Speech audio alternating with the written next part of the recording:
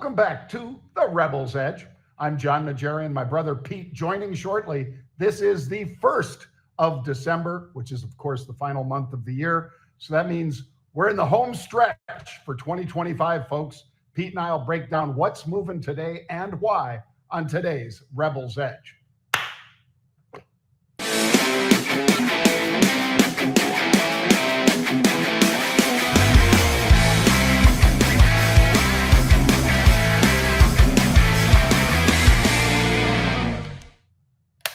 There it is. Ending the year. Are you surprised they didn't let me use that on CNBC, Pete? How great would that have been?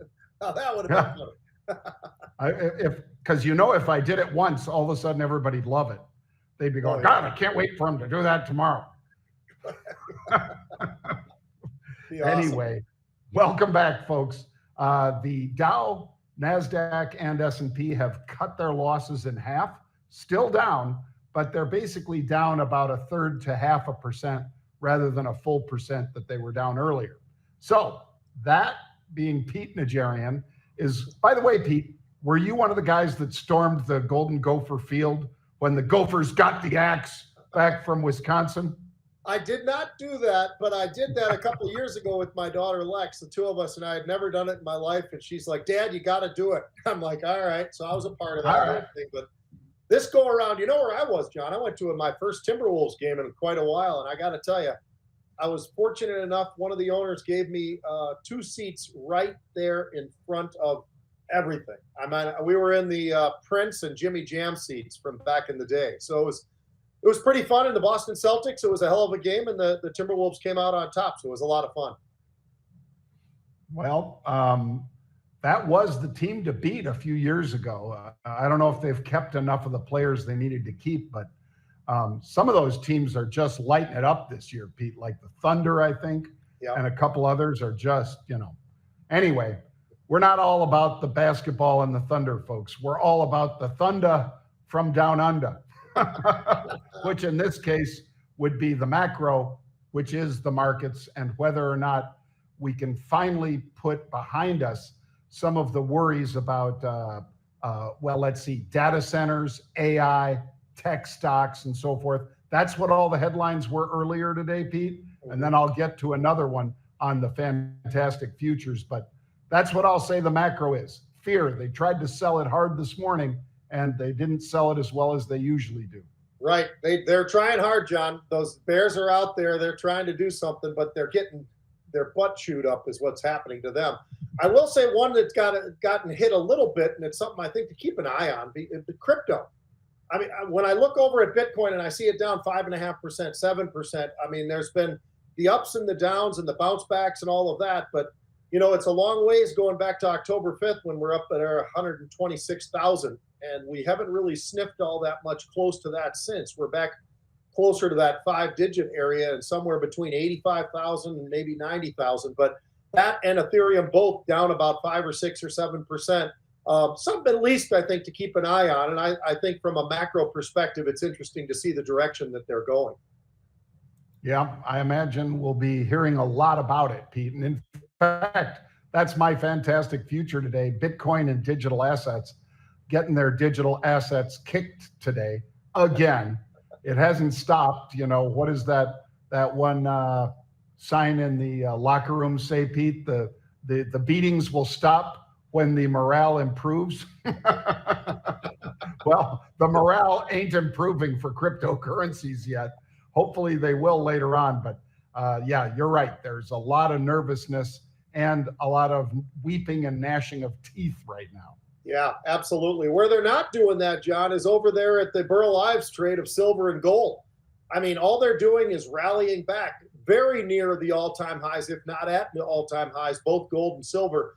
Gold's still not quite there yet, but it's up 7% over the last month. And then you look over at silver, John, up about 21% over the last month. And that is at all-time highs for silver. A nice big jump to the upside. Interesting to see that those are working right now, but they were going hand in hand a lot with what we were seeing from crypto. And now all of a sudden they continue to make this move to the upside as crypto pulls back a little bit. So interesting to see how that plays out. And we have seen a lot of unusual option activity, SLV, GLD, and some of the other names that are out there. Probably more gold than silver, but nonetheless, we are seeing a lot of that trade and still looking for that bullish side to the upside. Well, we've got a small cap spotlight today, Pete, and it's Quantum Emotion. This is a frequent flyer on our list. It is basically a cryptographic company out of Canada. So what they use is, folks, quantum technology to have a quantum random number generator, which means it's virtually unhackable. They use that, and in fact, the stock was like $1.90 a week ago, Pete. It traded up over 220, maybe even 230 over the past 5 days. And one of the reasons was that on Thanksgiving Eve, which was last Wednesday, the company released some really good news, which was they have a collaboration with a quantum AI compute security initiative. And when complete, the company expects that this partnership will deliver AI infrastructure that can verify its own integrity, protect against emerging cyber threats, and safeguard against people trying to get to the sensitive data in things like those data centers. And if you think about, like your crypto wallet, for instance, folks, these guys also have a solution for that, Quantum Emotion. QNCCF is the symbol if you want to look it up. That's a solution on an individual basis. And that solution, their cryptographic wallet, is available at Apple and at Google Play stores. So obviously they're pretty big in that side, but think of how much data there is, Pete, in a data center, and how that might be a real prize for somebody to get into and hack. That's why Quantum Emotion, when they put out the news of this partnership, it was really good news, this collaboration, because obviously there are few things that are more valuable than the data in a data center. Whether it's the AI, for people to be able to do things like ChatGPT or even Grok, or Gemini over at Google, whatever it is, people need the security that Quantum Emotion can provide. And even though it's down a couple cents today, it is still more than double when we first brought it to you, our audience, back in September, Pete, when it was $1 a share. Today, it's about $2.20 or so. So I think there's going to be some great moves out of this one in the future, Pete. We are paid to help promote them, so I need to put that out there, but I also own shares individually. And I think this one's one to keep your eye on, Pete. So I'm certainly happy for Quantum Emotion. Again, symbol QNCCF. It's that 5-letter symbol because it's a Canadian stock on the bulletin boards. And one of these days, Pete, it's going to be listed in the United States on either the NASDAQ or the New York Stock Exchange, and that'll be a big day for the company as well. Yeah, absolutely. Well, let's dive into Synopsys, SNPS, because they made a nice move when Nvidia decided, hey, we're going to buy $2 billion worth of Synopsys stock. And what it'll do, Pete, this expanded partnership, because they had a partnership prior, but this will integrate the strengths of Nvidia's AI chips along with Synopsys's engineering solutions to basically deliver something nobody else can right now. So that's why the stock was moving up, both SNPS, look at that nice pop there, Pete. Woo. Synopsys, I mean, that's a nice move from the 21st right there, all the way here to December 1st. That's a pretty strong move to the upside, I'd say.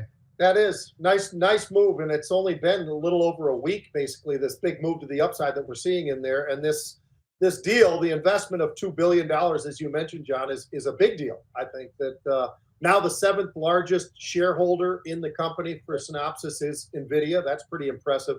It accelerates the computing and all the rest of it. I mean, this is something that just shows you that, for all the people that were saying AI is done, and it's at the peak, and it's going to do this and that. Well, I don't know. I think we're seeing a pretty nice bounce back, John, and we're seeing a lot of different areas in which people are starting to move. But I think that we can still say that AI is not dead yet.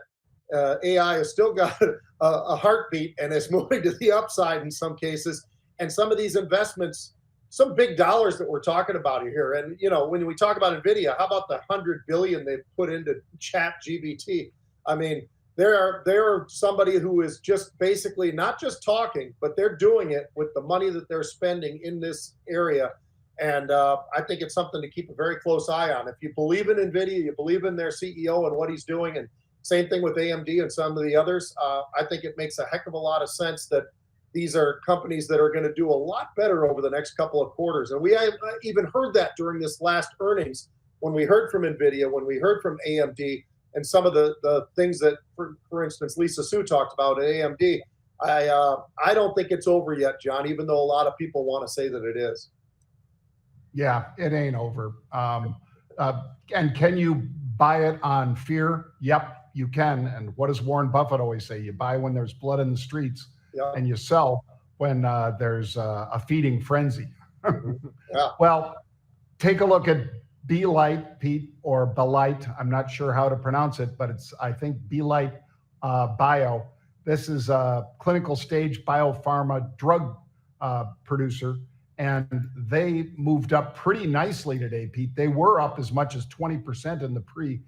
They're holding on to about 8% of that rally right now. They announced a breakthrough in ophthalmology, their oral therapy, basically first candidate to deliver statistically significant clinical efficacy of a phase 3 trial. Now, what is ophthalmology? That's your eyes, folks.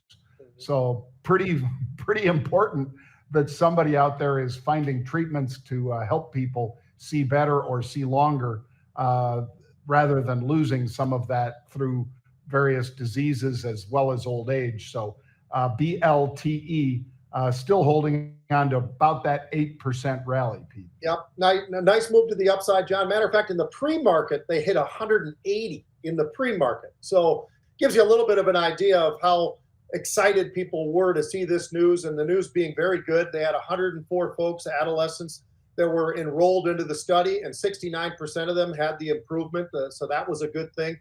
And that brings them to the next step, because we're already at phase 3. That's what we're talking about here. So what's the next one? Well, getting in front of the FDA and getting that approval. Yep. If they get that, they're going to probably move up even more. And that's the critical thing. Will they be able to reach all the different levels and put it out there for them? It sure looks favorable right now, I would say. I like what the numbers look like. I'm excited for the people that are suffering from this, and but mostly young people. It's a genetic disorder. So this is something that I think is incredible. It's critical. You certainly have to say that. And you got to love the fact that there's folks out there that are going for some of the diseases and the different things that are tough, and they're going for these things. And this is one of those companies that I think, when you look at what they're doing, do they have a huge pipeline? No. But do they have a decent pipeline? They've got a decent pipeline, I would say. And this one is going to be probably their best, at least I think early on. And that's something that actually can keep the company going and rolling in the right direction. So I like what we're seeing here. And like I say, they got a bit of a pipeline underneath this as well. Well, let's talk about Leggett and Platt, Pete. The stock symbol's LEG. And what do they do? Well, I actually had to look them up, Pete, because I knew they were involved in bedding. But then when I saw what they do, bedding and couches. So in other words, if you've got a bed where the back of it arcs up like this and so forth, or if it's a couch that does something similar, even like a lazy boy that has a powered razor to it or whatever that causes the back to recline and the front to lift up, chances are Leggett and Platt is part of that. And they are being bought by another group, Pete, that submitted a proposal to acquire all of the stock. It's only $1 off the 52-week high with the pop that it got today, about a 13% pop. But this certainly seems like one that somebody's going to take them off the market, Pete, and incorporate them into what they do instead. Sure looks like somebody was sniffing around in a couple of these stocks. When you take a look, John, and you go a week back and you start to see these things all of a sudden taking off, right? They didn't go all the way, but that's a pretty nice move from, call it a little bit over $8.50, all of a sudden to $10, and then all of a sudden you get this. and you get this great run to the upside that we're seeing there. I mean, I love what we're seeing, and you were just talking about what they did, and I'll tell you what, how they came up with the numbers was pretty interesting. They talked about 17% from where they were November 28th. I thought that was kind of interesting. By the way, it's a $1.6 billion all stock bid that they're putting in here from Somni Group. So interesting to see this happening. Obviously, the stock is rewarding people who already own it pretty nicely with a nice move to the upside today. It's been up as much as 13%. I like what they're doing here.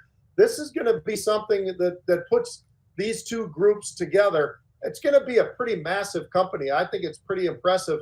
And as long as it's all approved and everything happens, I like what's going on here. I like the numbers, and I don't think that they're overpaying. So I think this is something that actually works out for both sides.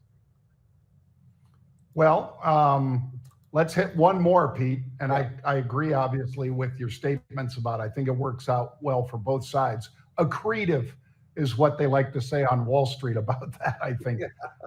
Let's talk about Canadian Solar, because yes, this is a Canadian company, but no, it is not owned by Canadians, really.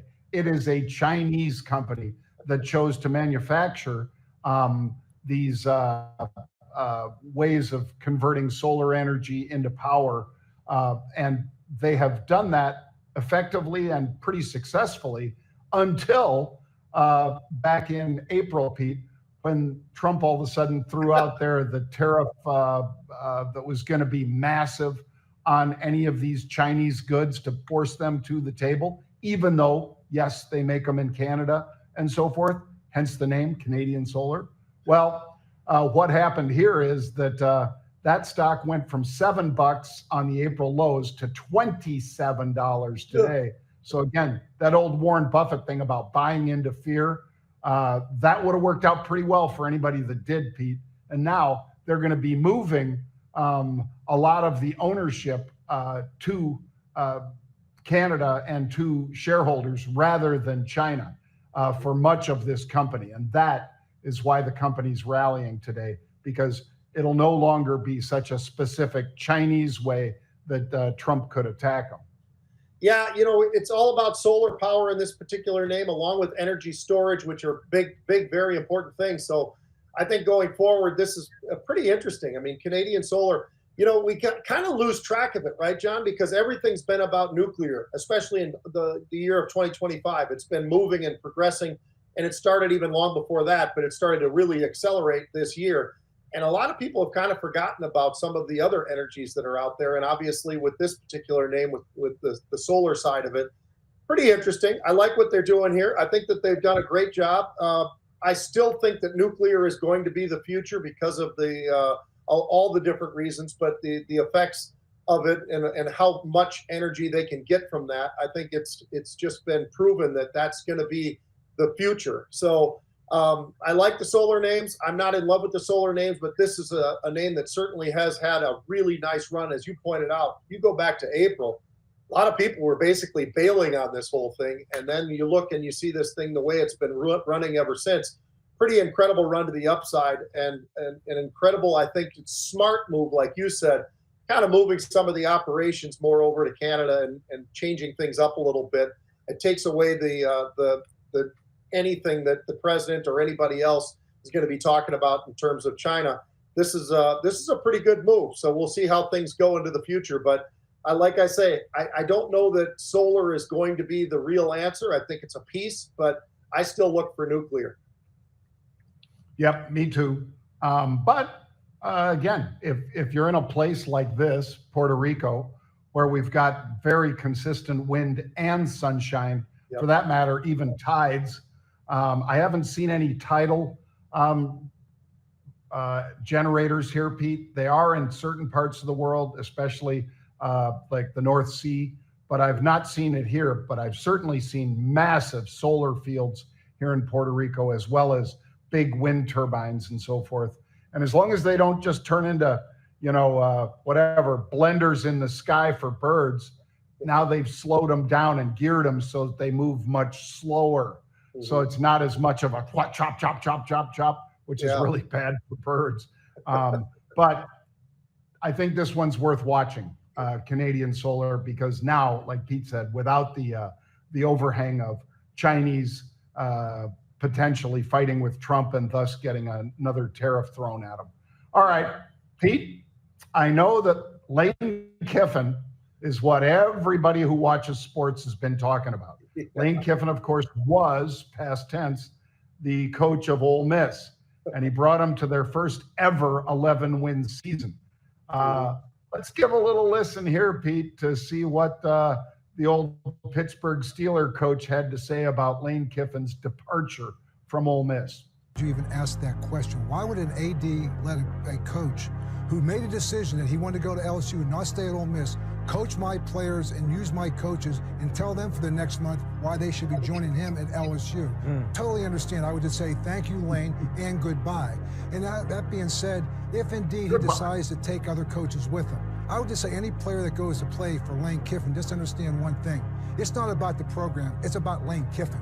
Because he don't care about the players that he just went through a season with, a special season, players he's had for 4 years with an opportunity to go to the playoffs. He's decided to take them and not only leave them, which I get, okay, you want to do that, but now you're going to take offensive coaches with you and destroy the program. And deplete the program. Deplete the program and the dreams of these young men who you said that you want to be there and you want to do it with. But if I can't do it, I'm not going to let you do it. You even asked that question. Why? He's pretty critical, huh? He's pretty damn critical. Now, Pete, you had firsthand experience in this because you were Lou Holtz's only 2-year captain. In the history of his coaching, he's only had one person. That's that guy, Pete Najarian, that was a 2-time captain. When Lou signed with Notre Dame, which was his dream job, Pete, when he signed with Notre Dame, the Minnesota Gophers voted before the Independence Bowl on whether or not you were going to let him coach, right? Yeah, and I was one of the guys that they picked on, John, to help make that decision. I got in there with athletic director Paul Giel, who was up for the Heisman Trophy himself, and he played baseball, and he played in Major League Baseball rather than football, all the rest of it. He asked me, he just said, hey, Pete, and by the way, I say this saying because I wanted people to understand, I loved Lou Holtz. I loved playing for him. I enjoyed it. I thought he was the greatest coach I'd ever been around. I thought the world of him, and I had no problem at all that he went to Notre Dame. But when they asked me, hey, Pete, who should coach the bowl game, it was an easy answer for me. I said, well, I don't know, but it's not going to be Coach Holtz because he coaches at Notre Dame now. So that was our conversation, and he totally agreed with me. And there was nothing against Coach Holtz or any of that, but you know what? He accepted the job. If he accepted the job, that means that's where he's the coach in my mind. So in some ways, I definitely agree with Coach here. It's a tough spot. I mean, you know, he wanted to be able to do all of everything with this thing. And by the way, the Tulane coach, who's now going to be the Florida head coach, had the same thing, but he was able to convince them that he was going to coach them at the next level in terms of, you know, are they going to be in the playoff or are they going to be in a bowl game or something like that? So it's going to be interesting, and everybody's going to do a different side of it. But I think once you've accepted that, I'm all in on, hey, you're out of here now because you're no longer part of the team. You just aren't. So, you know, I'm sure people will be against that thought process. What do you think, John? I mean, once they accept a job somewhere else, I kind of feel like they're somewhere else, but maybe I'm wrong. Maybe you have a different take on it. No, I really don't. And I think there's, it kind of rings hollow for me, Pete. Not that everybody should be money grubbing and just say, oh, you know, $90 million is so much money and so forth, but it is a hell of a lot of money. It's a hell of a lot of money. And even though you're following in Saban's footsteps, you know, not directly, I realized Kelly was there after Saban and so forth. And so was Ed Orgeron, I think it was, Pete, who was there for a few years, and he brought him a national title, but he inherited freaking Joe Burrow and Justin Jefferson and a bunch of freaking, But I think it is easier to recruit at LSU. And I think there's a hell of a lot of talent in Louisiana. So I understand why he would take this job. The part that I thought that the coach was not being genuine about was he said, well, you know, you've betrayed these young men who came there to play for you. No. young men do not go to college to play for the coach. Are they flattered if it's a guy like Saban or a guy right now, I guess, like Lane Kiffin or Mr. Day up there at Ohio State or whatever, Pete? Are they flattered? Yes, but they're there to make it to the next level. Yeah. Period. Full stop. End of story, especially now with what they're getting paid. So if they said to Lane, which they did allegedly, Pete, and we can talk about that tomorrow perhaps, but they said to Mr. Kiffin, $25 million every year we will give you as a kiddie to go get the best talent you can get. And Ole Miss couldn't match that. No. They could not match that, apparently. I wasn't in the negotiations. I'm just going by what is being reported. But if you have a $25 million war chest, plus you're making $90 million over 7 years, you got a lot of the pieces in place to build a national champion for years to come. And then you're just going to, basically the NIL and the portal have changed the game completely.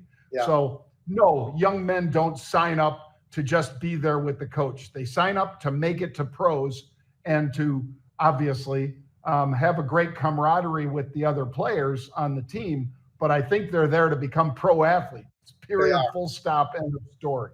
I totally agree with you on all of it. I think that, I can see either side of this whole thing, by the way, with the Ole Miss side of it, because you know what? Look at what he's done with Ole Miss. He's only been there, 5 years or something like that? And he's done an amazing job. And he's turned them into one of the powers. I mean, they got one loss. What are they, 10-1, 11-1, whatever it is? I mean, this is a true team out of the SEC that's going to be in the playoff, and they're going to have, the opportunity to be great.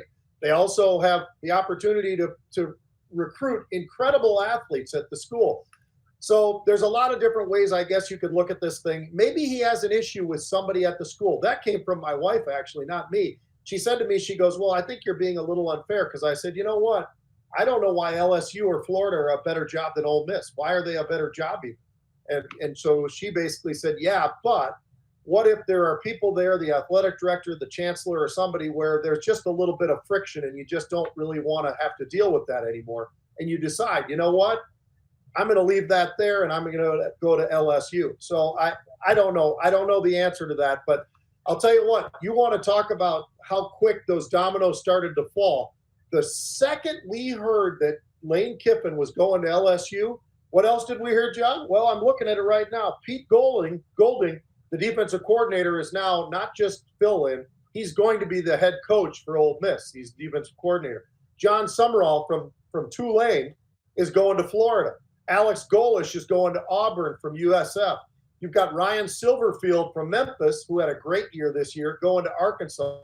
By the way, if you're not paying attention, those are 5 different schools that are all in the SEC that are getting coaches starting now. So interesting to see how this whole thing pans out, John. It really is. I mean, college football has become pro football. Let's be honest. You've got a portal, which we like to also call free agency. You got NIL, which means you're making a hell of a lot of money. There's guys on my University of Minnesota Gopher, and I'm not going to, point out their by name, but there's one guy out there who's making like $500,000 or $600,000, John. Didn't even step on the field this year. An offensive lineman. I'll give you that much. I won't go any further than that, but it just shows you they can really be wrong in college, just like they can really be wrong in the NFL in how they draft. But what do you think about the carousel? I mean, who's going to go to Penn State now? That's one that's not filled, right? So there's still some schools that haven't filled it up. And if these are all gone and they were looking at them, who's the next guy? You have any guess at all for Penn State, John? I'll bet you, Pete, that if they've got the money, and that's an if, because they could have been the ones offering Kiffin this money. They weren't. Maybe they could offer him the 90 mil, Pete, but maybe they couldn't match the 25 mil for NIL that LSU was able to offer. I don't know. The school ends up paying, of course, if you're talking about an existing coach, like potentially your coach at University of Minnesota. I mean, they're 7-5, right? They're playing in a bowl. They're not playing in the college football playoffs. but they are playing in a bowl, and he is mentioned a lot. Laken Riley over at USC. I mean, are those the kind of guys that could get an offer at a school like Penn State? Maybe it's getting thin real fast as far as fired coaches. So I would look for some of the non-fired coaches who are having a pretty good year to perhaps be the next one. But again, do I think Laken Riley's going to go? No, because the buyout's too big, in my opinion, Pete. PJ Fleck, not nearly as big. It used to be a big number. Now it's not a big number. Yeah, it's going to be crazy. I mean, there's still a lot to be done in college football, and there's some rules out there. And there's probably some of those guys we've talked about, the hot seats. There's a lot of hot seats still out there. So are those guys going to start getting chopped? I think now's the time. And if they're going to make a move, whether it's Michigan State or whoever, there's room to make a move. All right, how about some NFL stuff, John? I had an interesting one that I wanted to look at. It's the highs and lows of the NFC North. And I picked them out because of this reason. Who is the favored team coming into this year? Probably Minnesota and Detroit. Maybe Green Bay, maybe. But, after that, where's Chicago, right? It's probably at the bottom. Well, things are a little bit flipped around, John. And I'll tell you what, Detroit helped a lot by having two coordinators get jobs somewhere else. And by the way, the guy out at the Jets, that's a much tougher job, in my opinion, than the Chicago Bears. The Jets just plain stink. I mean, do the Bears, had they been stinking? Yeah, probably. They've done a bad job in terms of trying to find the right quarterback and all the rest of the things for how many years. I can't even count how many years. But they might have the right guy now in Caleb Williams, John, because they've got the right coach who's coaching him. And that offensive line is looking a heck of a lot better. Caleb is doing a great job of running and throwing the football. The defense has had its ups and downs, but, you take a look and you see them at 9-3. They've won 9 of the last 10 games that they've played. And Caleb Williams has got 17 touchdowns and only 5 interceptions. I would say, and the number of sacks, 19. Just to give you a little flavor of what that looks like, the Minnesota Vikings, with 3 different quarterbacks, have given up over 40 sacks this year already, John, and they still have a few games to go. So gives you a little bit of an idea. But I'll tell you what I'm impressed with in the North. Green Bay is doing what Green Bay was supposed to do, but the Chicago Bears, and I've been questioning it all year. Well, the defense has given up so many points and all the rest of it. I'll tell you what, they've also done a really good job. They are the number 1 team in the NFL, the Chicago Bears, in takeaways, 26. And they're number 6 when it comes to giveaways. They've only given away 9. So it gives you a little bit more of a look into the depth of what they are. Really good football team who has a really aggressive defense. Now, they give up a lot of yards and all the rest of it, some points. But when you can get those turnovers, those are meaningful as hell. I mean, that's a big deal. Then you got the Minnesota Vikings, who everybody loved us, right? Oh, we got the best defensive coordinator in football. And you and I were laughing about a few of these. Supposedly the best defensive coordinator in football. Well, we give up almost 100, 134, 135 yards per game on the rushing. That's not very good. It also translates into a team that's now 1-5 in the last 6. I mean, the Vikings stink. And they basically also have a GM who seems to be more interested in being a baseball type GM than he is a football GM, because he's been terrible. I mean, he can't. Yeah. The draft, John, I don't know how many players it is exactly, but it's very, very low single digits on how many guys that they have drafted that still are on the Vikings roster right now. And I'm talking about the years that they've been there, which I think is 3 or 4 years. They're still at single digits on how many guys have actually gained and are part of the team. So what do you think? The Vikings stink. You talked about the left tackle, who everybody here in Minnesota is enamored with. Jesus, we got the best left tackle in all of football. What did you tell me when you watched the game the other day? Yeah, I said the guy's just a swinging gate.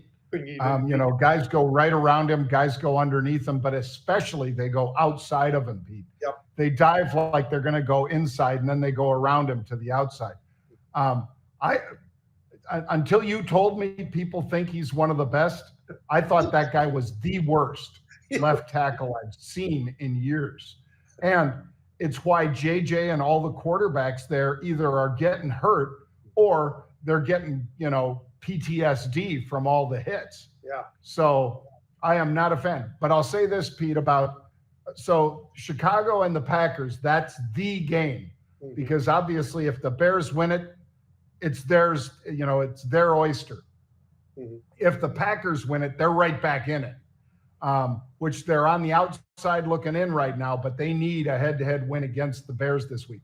Let me give you this. If it's a close game, go with the Bears. Why?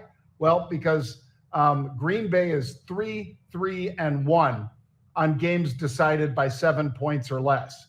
You know what the Bears are, Pete? The Bears, with those same sort of, on the close games, the Bears are 6-1, not 3-3-1, 6-1 if they're within 7. So you don't want, if you're a Green Bay fan listening to this, folks, you already know this. You don't want the Chicago Bears to be close. If Jordan Love is not putting up points and keeping the Bears offense off the field, it's going to be a bad day for the Packers. Yeah, it's interesting. The NFC North is so interesting, John, because, it's just completely flipped. And, one of the biggest things I think that how about this part? Now, I don't want to be overly critical with the Minnesota Vikings. They're my team. I played for them for a few years, and a lot of friends over there even now. But when you look at what the GM has done, and they've gone out in free agency and signed 4 players, 2 O linemen, 2 D linemen, they stink. They're not good. They're not doing what they're supposed to have done, and we paid them millions and millions of dollars, and for whatever reason. And how about this? I'll just jump to the next thing, which is quarterback. We have the guy who everybody calls the quarterback whisperer.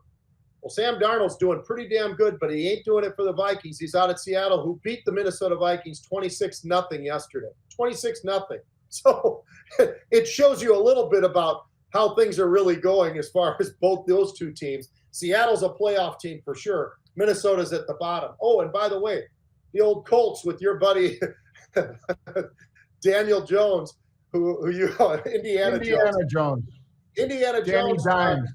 He was on the Vikings roster. He was our number 3 quarterback. And now the 3 quarterbacks that the Vikings have gotten the living crap kicked out of them because that offensive line can't block for them.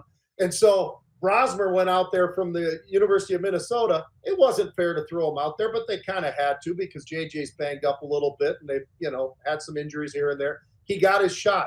Well, he threw about 3 or 4 interceptions yesterday, got sacked I don't know how many times, and Seattle looked like world beaters. So the Vikings, unfortunately, the quarterback whisperer, he ain't whispering in the right ear, because if he did, we'd have some quarterbacks who might be able to navigate around back there, but maybe not with that offensive line at least. Yeah, and the answer seems, way too simple, Pete, and it is what the Chicago Bears are doing. You run the ball down their throats. Yep. I mean, the Bears did it, and obviously it worked really well for them because, against teams that no one had them beating, they're beating them. Philadelphia Eagles, if I would have told you 2 weeks ago, even 5 weeks ago, hey, Bears have the Eagles on the schedule, you'd say, well, that's an L. That's not going to be a W. Well, just the opposite. The Bears made them look silly. And I think it really does make a big difference. If you can run the ball, and the Bears had 2 runners over 100 yards in that game, Pete. Mm-hmm. I think they rushed for like 240, 260 yards, something like that. So you thought it was bad that Minnesota's given up 135? How about the vaunted Eagles giving up that much? I mean, if you can run the ball, and that's what the Vikings should be doing, then you could have time for JJ to do other stuff. But if JJ's got to try to throw the ball every day, every down, it's going to be a long afternoon, which it proved to be many of those afternoons this year. And a great trade or sign or whatever you want to call it, John. Josh Jacobs at Green Bay offers a great opportunity to give them a running back too. And you and I were watching the game over the weekend or whatever. That Josh Jacobs is a big, thick son of a gun. And he's when you've got a big guy like that and you've got small linebackers that are built for speed, not for hitting, like the Vikings have, like many people have now, that's a problem because the running game gets that much more interesting. And oh, by the way, when you finally do decide to do, which the Vikings have done, you sneak up a safety because you just can't stop them because your linebackers are too small. They can't stop anybody on the run. Now you throw the ball. You throw it behind the safety who had to creep all the way up. It's not the most difficult game in the world to figure out.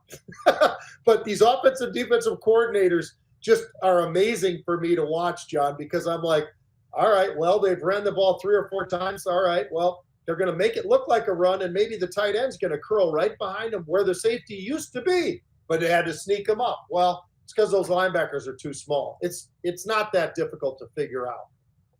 It's not. And you know what else is not difficult to figure out? We're going to be back tomorrow at 1 p.m. Eastern Time. Pete Najarian, Jon Najarian. See you at 1 tomorrow, folks. See ya.